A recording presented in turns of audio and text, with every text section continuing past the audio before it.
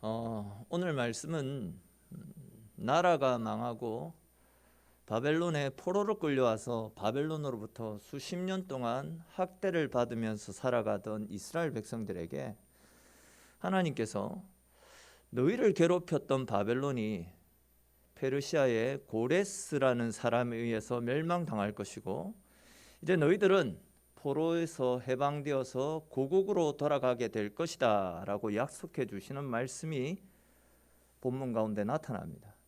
근데 이제 사실 이 70년간이나 포로 생활을 하다가 하다 보니 손에 쥐고 있는 것이 있겠습니까?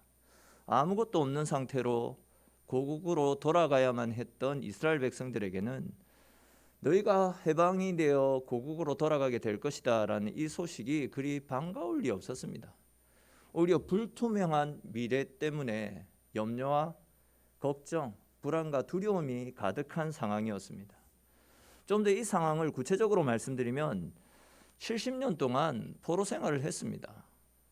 말 그대로 좀 표현이 그렇지만 거지같이 살았습니다. 손에 쥔 것이 아무것도 없는 상태입니다.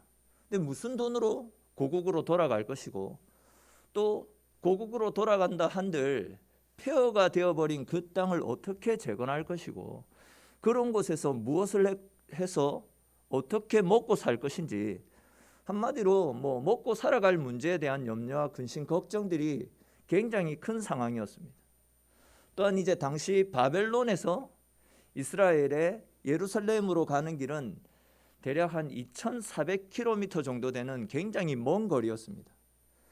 그 길을 걸어가는 동안 강도와 도적대들 또 거기에 대해서 무서운 맹수들의 공격으로부터 어떻게 안전을 지킬 것인지 또 이제 이스라엘에 도착한 이후에도 그들은 아무런 무기가 없습니다. 또 국방을 수호해 줄 군사들도 전혀 없는 그런 상태입니다. 그런 상태에서 이방인들이 쳐들어오기라도 한다면 어떻게 할 것인지 등등 수많은 위험과 어려움들이 뒤따르고 있었기 때문에 막상 너희들 고향으로 돌아가라 라는 명령이 떨어졌음에도 불구하고 좋다고 신이 나서 고국으로 되돌아온 사람은 포로 생활을 하던 수많은 이스라엘 백성들 가운데서도 5만 명, 달랑 5만 명에 불과한 상황이었습니다. 겁이 나고 두려웠던 겁니다. 상황은 많이 다르지만 사실 오늘날 이 시대를 살아가는 우리들도 큰 어려움과 두려움에 사로잡혀 살아가고 있다라는 사실만큼은 부정할 수 없을 것이다 생각되어집니다. 즉 코로나 상황은 언제 끝날지 예측하기가 어렵습니다. 코로나와 맞물려서 경기는 더욱더 침체되어지다 보니까 경제적으로 곤란을 겪고 있는 분들도 있고 자녀의 문제로, 관계의 문제로, 진로의 문제로, 내일에 대한 염려와 걱정으로 또 육신에 찾아온 갑작스러운 질병으로 두려움에 빠져 있는 분들이 많이 있습니다. 그래도 이전에는 이런저런 삶의 문제가 찾아오면 우리에게 주신 믿음, 신앙의 힘으로 그 문제들을 헤쳐나갈 수 있는 힘이, 기백이, 용기가 있었는데 이제는 코로나 사태로 인하여서 우리의 신앙마저도 침체되어지다 보니까 그 신앙의 힘으로 버틸 수 있는 힘마저도 다 까먹어버려서 영적으로도 힘이 들고 어려운 것이 사실입니다. 저 같은 경우에도 코로나가 언제 끝날지 염려, 걱정이 많이 되고 또 코로나가 끝난다 할지라도 과연 우리의 신앙과 교회의 상황이 다시 회복될 수 있을까 하는 생각들이 부담을 뛰어넘어서 두려움으로 다가오는 바람에 밤잠을 설치는 일들이 허다합니다. 아마 저뿐만이 아니라 많은 분들이 연말 연시를 보내고 있는 지금 이맘때쯤 이런저런 다양한 염려와 걱정들, 두려움 때문에 염려, 근심, 걱정하고 두려움에 사로잡혀 살아가는 분들이 많이 계시지 않겠나 생각이 되어집니다. 근데 이제 오늘 우리가 살펴볼 말씀은요, 이처럼 많은 걱정과 불안, 두려움에 빠져 있는 분들을 위로하고 힘을 불어 넣어 주시려고 하나님께서 주시는 말씀인데 우리 오늘 말씀을 함께 살펴보면서 우리를 사랑하시는 하나님의 사랑을 다시금 발견하고 또 그 사랑에 힘입어서 우리의 마음속에 두려움을 이겨나갈 수 있는 큰 믿음이 일어나는 복된 시간 될 수 있기를 주님의 이름으로 축원합니다. 먼저 이제 오늘 우리 8절 말씀 같이 보겠습니다. 8절 말씀을 같이 한번 읽어보도록 하겠습니다. 8절 말씀입니다. 그러나 나의 종 너 이스라엘아, 내가 택한 야곱아, 나의 벗 아브라함 자손아. 아멘. 자, 이 말씀을 잘 보시면 하나님이 이스라엘을 부르시는 말씀인데, 근데 이제 하나님께서 이스라엘을 부르시면서 이스라엘에 대해서 세 가지 호칭으로 부르시는 것을 볼 수 있습니다. 말씀을 잘 보십시오. 하나님이 이스라엘을 부르실 때 어떤 호칭을 통해서 이스라엘을 부르고 있습니까? 먼저는 하나님이 이스라엘을 향해서 나의 종이라고 부르고 계십니다. 또 다음은 내가 택한 자라고 부르고 계시죠. 그리고 마지막 세 번째는 나의 벗이라고 부르고 계십니다. 근데 이제 하나님께서 이스라엘을 부르시는 이러한 표현은요, 하나님께서 이스라엘을 얼마나 특별하게 사랑하고 계시는지를 보여주는 말씀입니다. 사실 세상은 우리를 배운 사람과 못 배운 사람, 부자와 가난한 사람, 성공한 사람과 그렇지 못한 사람, 뭐 다양하게 사람을 등급 매기듯이 구분을 짓지 않습니까? 그러나 하나님은 절대 우리를 구분짓거나 차별하지 않으시고 우리를 향하여서 나의 종, 내가 택한 백성이며 나의 벗이라고 말씀하시면서 우리가 하나님 앞에서 굉장히 특별한 사람들이다라고 우리를 지켜 세워주고 계십니다. 먼저 여기에 나타난 이 종은 우리가 흔히 굴욕적인 표현으로 사용한다 그렇게 생각할 수 있는데, 오늘 본문에 나타나는 이 종은 노예라는 굴욕적인 뜻이 아니라 주인과 밀접한 관계에 있기 때문에 주인이 모든 것을 믿고 위임할 수 있는 그 사람을 가리키는 단어가 사용되어졌습니다. 성경에서는 모세나 여호수아, 엘리야와 같은 경건하고 신실한 삶을 살았던 아주 특별한 사람들을 향해서만 하나님이 종이라고 불러주시지 않았습니까? 특별한 사람들만이 하나님의 종으로 칭함을 받았습니다. 그만큼 하나님이 신뢰한다라는 거죠. 근데 이제 오늘 말씀에서 하나님께서 이스라엘을 향해서 종이라고 부르셨다라는 것은 하나님이 그만큼 이스라엘을 신뢰하고 아끼고 사랑하신다라는 그런 이야기입니다. 또 보시면 이제 내가 택한이라는 표현도 나타나죠. 하나님이 이스라엘을 내가 택한 사람이라고 부르고 계십니다. 이 표현은 하나님께서 이스라엘 백성들을 모든 나라들 가운데, 온 열방 가운데서도 선택해서 구별하여 세운 하나님의 특별한 소유, 하나님의 특별한 소유다라는 그런 뜻을 가지고 있습니다.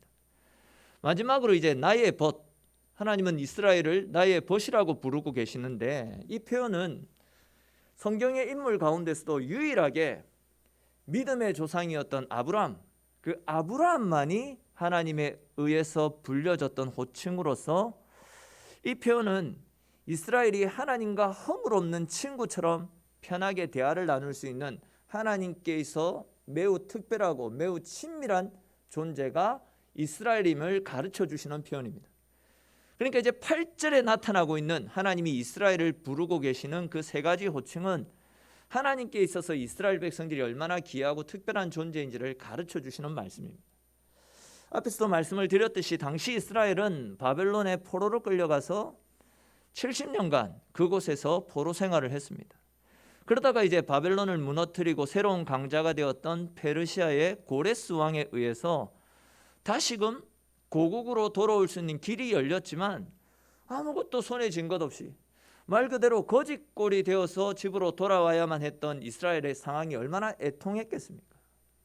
지금까지 이스라엘은 이방인들을 개나 돼지, 짐승처럼 여기지 않았습니까? 근데 이제는 자기들이 개나 돼지처럼 여겼던 이방인들에게 짓밟혀서 70년간 종살이를 했으니까, 바꿔 말하면 지금 이스라엘은 개와 돼지만도 못한 인간으로 취급받고 있는 상황이었다라는 거죠. 그러다 보니까 이제 자존감은 땅에 떨어질 만큼 다 떨어져 있었습니다. 이방인들은 이렇게 처참한 상황에 놓여 있는 이스라엘을 보면서 얼마나 비웃고 얼마나 조롱하고 멸시했겠습니까? 우리 보고 개나 돼지 같다라고 하더만 너희들은 개나 돼지만도 못한 인간들이네. 얼마나 욕을 들어먹었겠습니까? 오늘날의 표현을 빌리면 이스라엘은 실패한 루저였고 벌레만도 못한 인간 취급을 당했다라는 거죠. 그런데 이제 그런 이스라엘을 향해서 하나님 뭐라고 하십니까? 너는 내가 믿고 내가 신뢰하는 나의 종이며 내가 특별히 사랑해서 선택해서 불러준 나의 친구다. 너는 내가 특별히 선택해서 불러준 나의 친구다. 이 말씀으로써 하나님이 얼마나 이스라엘을 사랑하시는지, 또한 이스라엘이 하나님 앞에 얼마나 특별한 존재인지를 다시금 상기시켜 주셨던 겁니다. 그렇습니다. 여러분, 세상이 아무리 우리를 멸시하고 조롱하고 비웃는다 할지라도 우리는 세상의 소리에 걱정할 필요가 없습니다. 그것 때문에 염려하거나 마음 상할 필요가 전혀 없습니다. 우리는 세상을 창조하신 위대한 하나님께서 절대적으로 믿고 신뢰하시고 아껴주시는 하나님께 있어서는 특별한 친구들, 하나님께 있어서는 너무나도 소중한 존재이기 때문이죠. 우리는 오다 가다가 우연히 하나님으로부터 알게 된 그런 존재가 아니라 하나님께서 의도적으로 창세전부터 우리를 선택하시고 불러주신 너무나도 귀한 존재입니다. 여러분, 나에게 어떤 자격이 있어서, 즉 나에게 어떤 의로움이나 예쁜 구석이 있어서 하나님이 우리를 선택하신 것이 아니라 그냥 나를 사랑하시기 때문에, 내가 하나님 보시기에 너무 좋기 때문에 하나님이 아무 조건 없이 그냥 우리를 선택하시고 당신의 친구로, 당신의 벗으로 불러주셨다라는 겁니다. 특별히 이제 여러분 8절 중반에 보십시오. 내가 택한 야곱아라고 하나님 부르시잖아요. 내가 택한 야곱아. 이것은 이제 하나님께서 이스라엘 백성들 전체를 총칭해서 부르는 표현인데, 근데 이제 사실 하나님이 우리를 불러주실 때에 내가 택한 아브라함아, 내가 택한 다윗아, 내가 택한 모세야, 이런 위대한 이름을 불러주시면 좋을 것 같은데 하필 성경에 나타나는 인물들 가운데에서도 가장 실수가 많고 또 가장 능력이 없고 욕심만 가득해서 그 욕심을 채우기 위해서 거짓과 사기를 밥 먹듯이 일삼고 살아갔던 야곱. 왜 하나님은 이스라엘을 부르시면서 그 실수가 많은 야곱아라고 부르시는 것이겠습니까? 그 이유가 무엇이냐면 우리의 인생은 내가 누구냐가 중요한 것이 아님을 가르쳐 주시기 위해서입니다. 그렇게 실수가 많고 사기꾼 기질이 다분하고 능력이 없는 야곱이었지만 보십시오. 하나님이 선택하시고 하나님이 함께 하시니까 이런 실수투성이 사기꾼 기질을 가지고 있는 사람에게서 나왔던 12아들이 이스라엘이라고 하는 나라를 이루는 선조들로 선택받지 않았습니까? 다시 말해서 야곱이 잘나서 선택받은 것이 아니라 이렇게 실수가 많고 허물이 많은 사람도 하나님이 선택하시니까, 하나님이 선택하시니까 잘난 사람이 되는 것이고 하나님께서 친구처럼 영입받는 하늘의 축복과 하늘의 은혜를 누리는 귀한 복된 사람으로 바뀔 수 있다라는 겁니다. 그런 측면에서 생각해 볼 때 가진 것은 조금 없고 또 세상에서 인정을 받지 못한다 할지라도 하나님으로부터 선택받고 또 하나님의 자녀가 되고 친구가 된 저와 여러분들 모두는 하나님의 은혜 가운데 복받는 인생임을 믿으시기를 축원합니다. 그렇지 않습니까, 여러분? 지금 세상에는요, 우리보다 훨씬 똑똑하고 많이 가지고 소위 말해서 세상적으로 잘 나가는 사람들이 얼마나 많이 있습니까?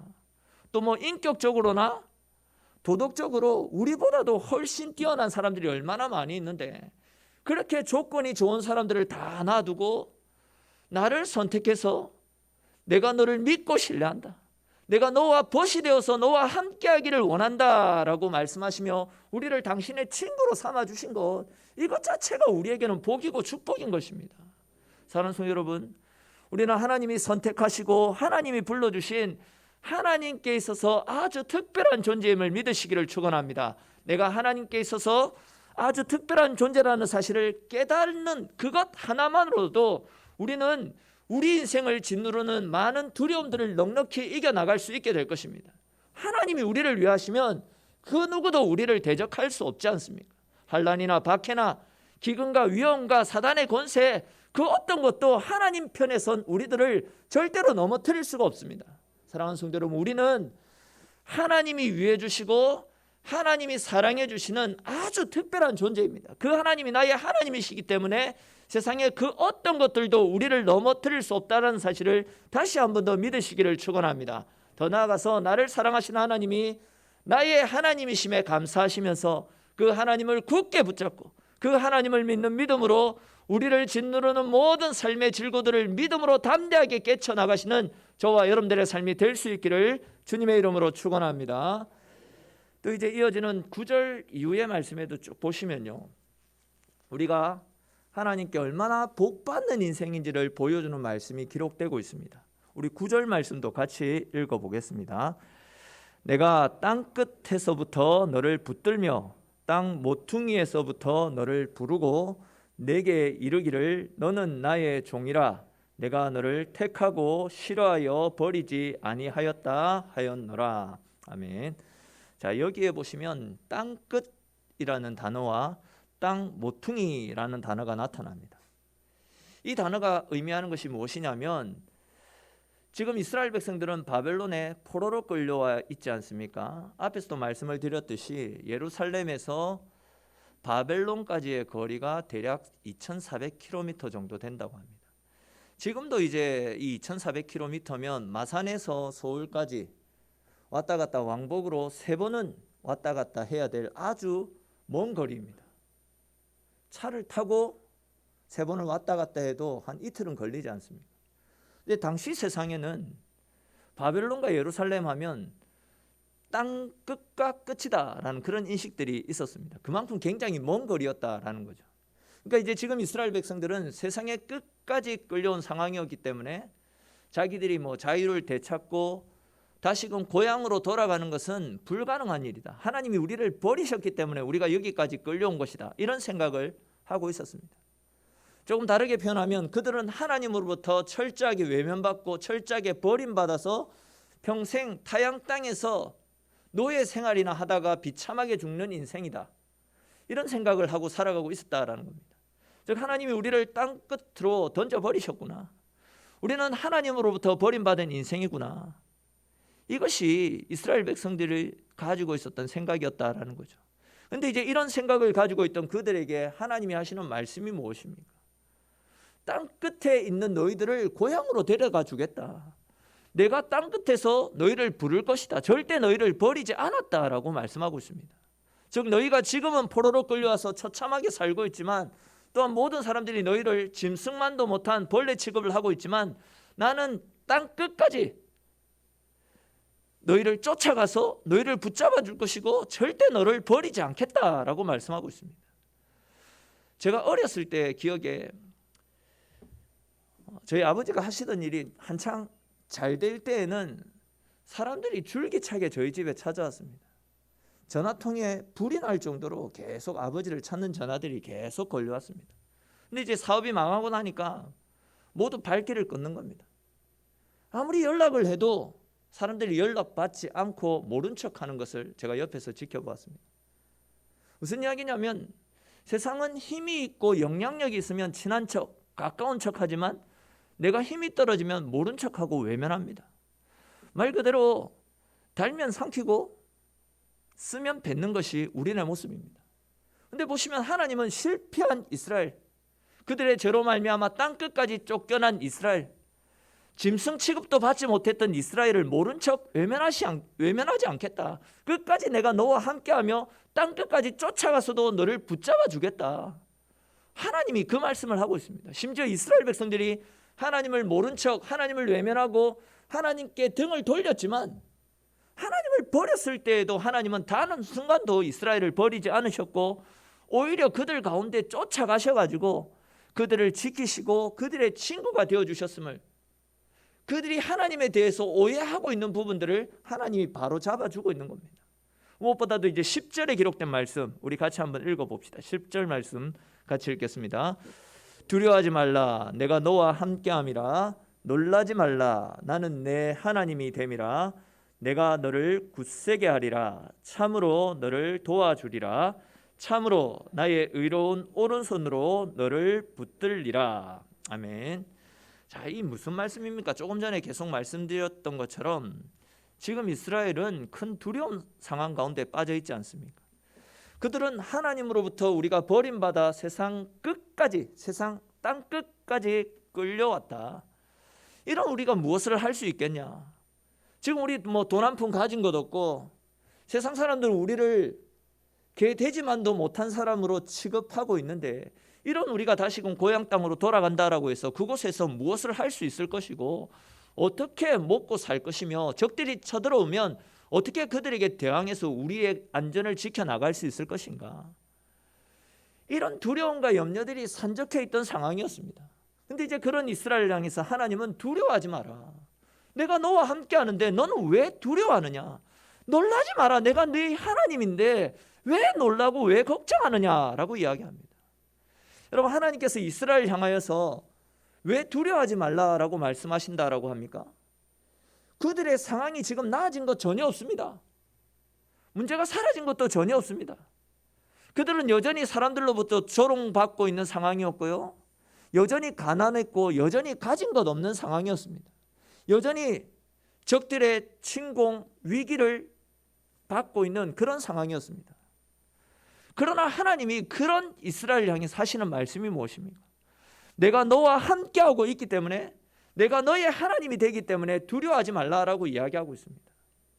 사실 지금 이스라엘이 이렇게 두려워하는 이유가 무엇이냐면, 많고 많은 사람들 중에서 그들을 택해서 당신의 종으로 삼으시고 당신의 친구로 삼아주신 하나님을 신뢰하지 못하고 있기 때문에, 또 야곱과 같이 못나고 허물투성이인 그들을 포기하지 않으시고 끝까지 함께 하시겠다라고 약속하신 하나님의 약속의 말씀을 신뢰하지 못하고 있기 때문에 이렇게 두려워하는 것 아니겠습니까?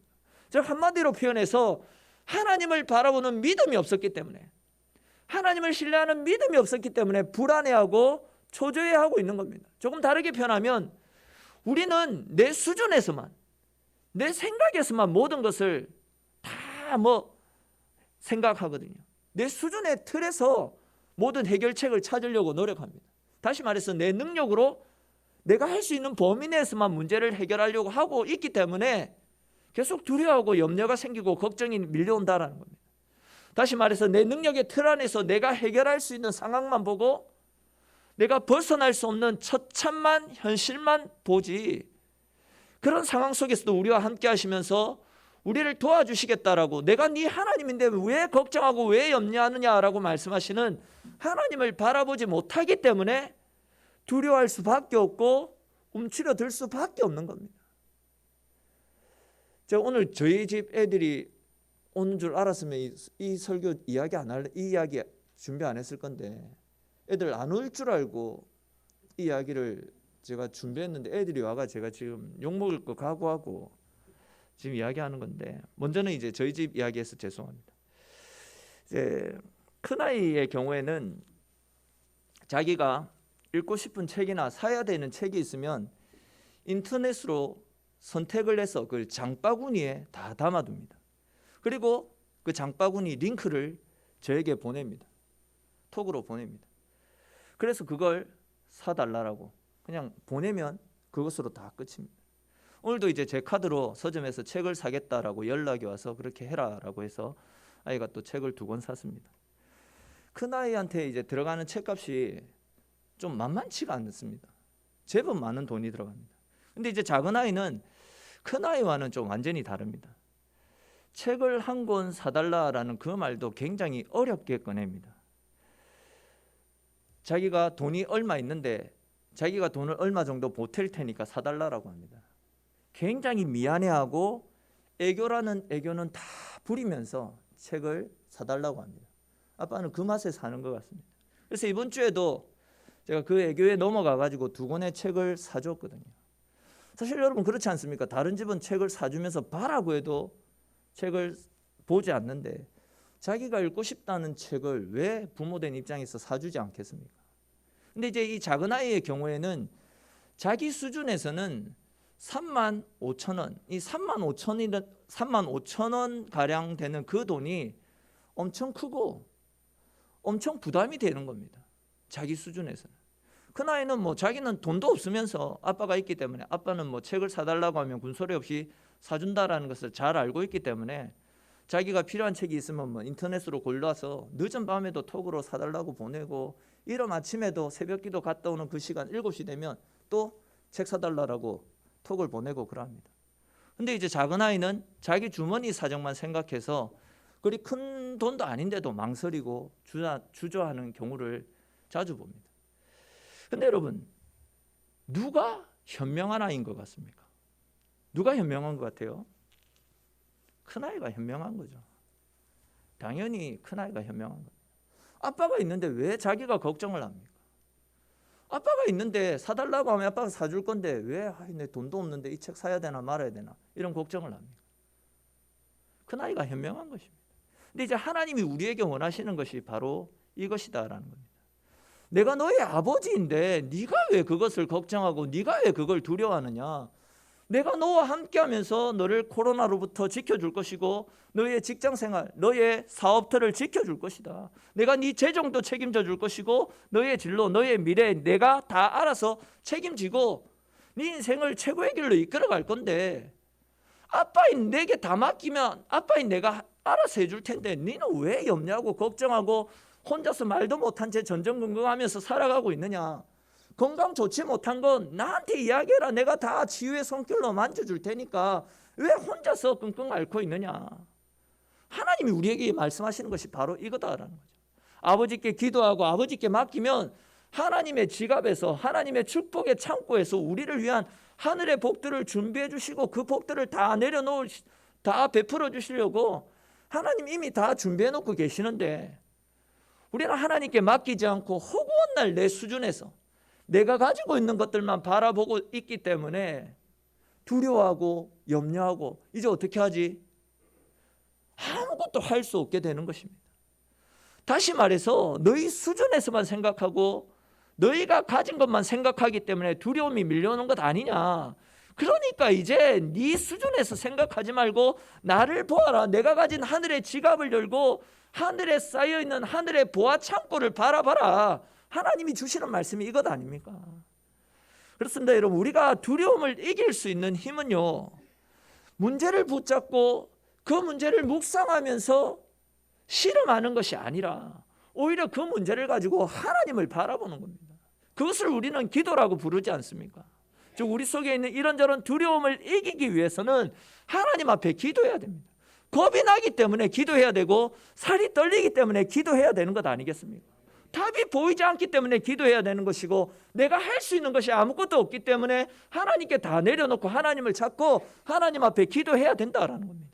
그렇게 우리가 기도하며 하나님을 찾을 때에 하나님은 당신의 오른손으로 우리를 붙들어 주시고 우리를 지켜주시겠다라고, 우리 가운데 있는 모든 어려운 문제들을 이기고 승리하는 삶을 살 수 있도록 하나님이 나와 함께 해주시겠다라고 분명히 약속하시지 않았습니까? 사랑하는 성도 여러분, 하나님은 지금도 우리를 도와주는 분이심을 믿으시기를 축원합니다. 하나님은 인생의 위기 속에 있는 우리를 도와주십니다. 오늘 본문 10절에 나타나고 있는 말씀처럼 하나님은 우리가 하나님을 찾을 때에 당신의 오른손으로 우리를 붙잡아 주시겠다라고 말씀하셨습니다.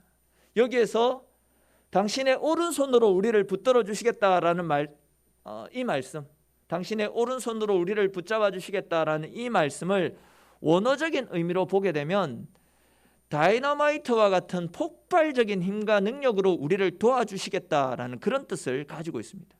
그러니까 이 말씀은 결국 하나님이 우리를 도와주실 때에는 뭐 적당하게 도와주시겠다 이런 뜻이 아니라, 하나님께서도 당신이 가지고 있는 힘을 다해서 전력을 다해서 우리를 돕고 우리를 지켜주시겠다, 그 말씀을 하고 있는 겁니다.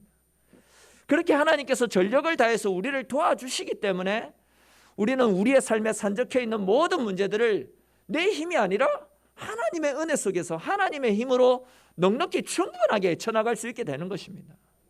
여러분, 하나님이 우리를 도와주시면요, 평범한 인생도 다 달라지게 되어 있습니다. 성경에 나타나는 예수님의 제자들 얼마나 평범한 자들이었습니까? 아니, 평범하다 못해서 죄송한 표현이지만 세상 사람들은 하찮게 여겼던 사람입니다. 세상 사람들은 하찮게 보고 알로 보았던 사람들입니다. 근데 하나님이 도와주시니까, 하나님의 능력이 임하니까 그렇게 하찮게 여김 받던 사람들이 위대한 복음의 사도로 새롭게 거듭나지 않았습니까?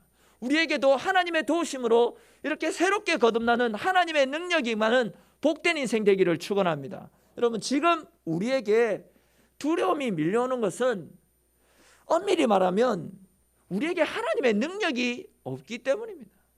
내게 하나님의 은혜가 임하지 않기 때문입니다. 다시금 우리가 하나님의 능력을 힘입으면 우리 역시도 평범하지만 하나님의 도우심으로, 내가 어때서가 아니라 하나님의 도우심으로 모든 상황과 모든 두려움들을 헤쳐나갈 수 있게 될 것입니다. 사랑하는 성도 여러분, 우리의 인생은 절대 우리의 힘에 의해서 결정되는 인생이 아닙니다. 내가 잘났다라고 해서 내 잘남에 의해서 결정되어지는 인생이 아니다라는 거죠. 환경이 우리의 인생을 지배하지도 못합니다.